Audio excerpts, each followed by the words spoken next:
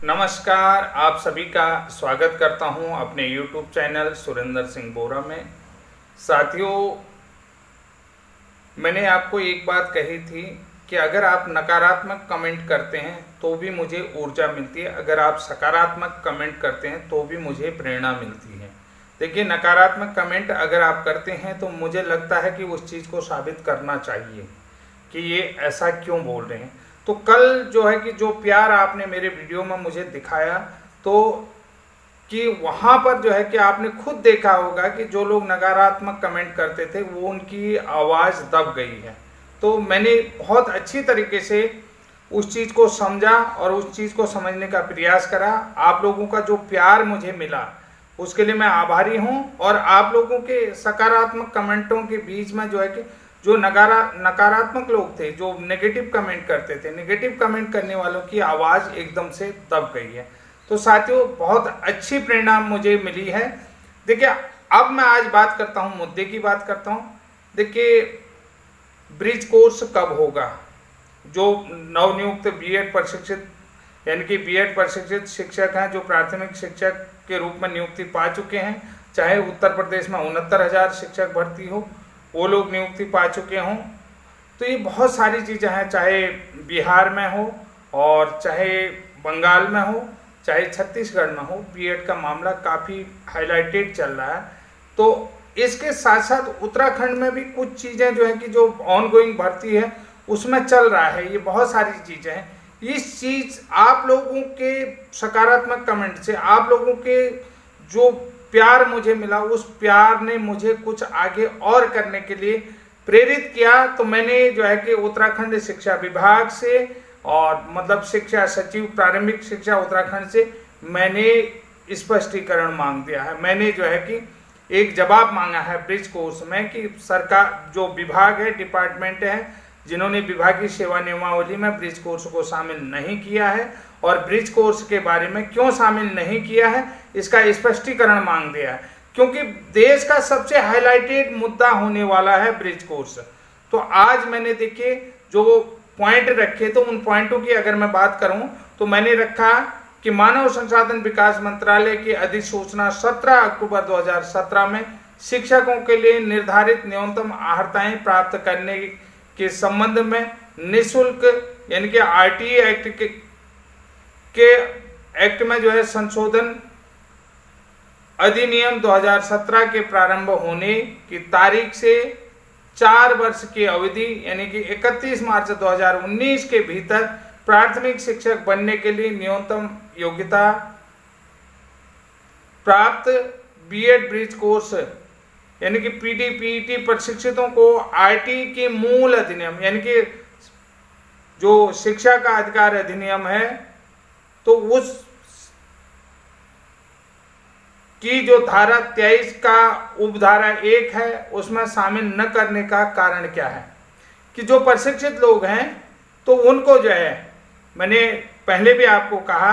कि निःशुल्क एवं अनिवार्य बाल शिक्षा अधिकार अधिनियम का जो संशोधन है और उसकी जो धारा है, पहली धारा है 23 का, तो उसके उपधारा 1 में जो है कि ब्रिज कोर्स प्रशिक्षित लोगों को क्यों शामिल नहीं किया, तो उसका कारण स्पष्ट कीजिए। तो ये बहुत हाईलाइटेड मामला। उसके अलावा देखिए, दूसरी चीज मैंने पूछी कि मैंने दूसरा सवाल भी विभाग से करा है, बीएड ब्रिज कोर्स प्रशिक्षण राष्ट्रीय अध्यापक शिक्षा परिषद की अधिसूचना 22 सितंबर 2017 के आधार पर भारत सरकार के राजपत्र भाग 3 खंड आपका जो है कि 4 में उल्लेखित है, इसे राज्य के विभागीय सेवा नियमावली में शामिल न करने का स्पष्ट कारण दीजिए। यानी कि जो राज्य की विभागीय सेवा नियमावली उसका, जबकि एनआईओएस डीएलएड ओडीएल प्रशिक्षण प्राप्त अभ्यर्थियों के लिए विभागीय सेवा नियमावली में नियमानुसार संशोधन का प्रस्ताव शासन को भेजा गया है, इसका कारण स्पष्ट कीजिए। देखिए, मैंने आपको बताया कि जो एनआईओएस है उनका जो नियमावली में शामिल करने का जो प्रस्ताव भेजा गया, ये आप देख सकते हैं, ये मेरी राइटिंग है और ये मेरा जो है कि लिखा हुआ है।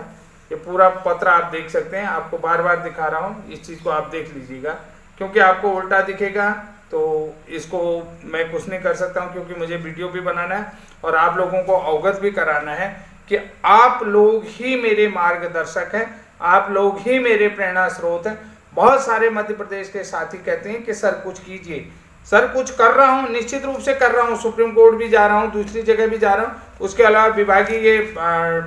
काम तो कर ही रहा हूँ।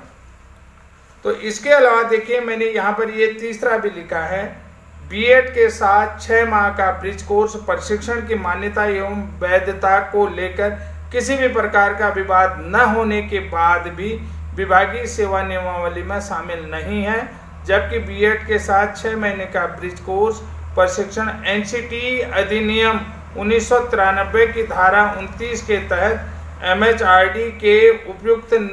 निर्देशों के मद्देनजर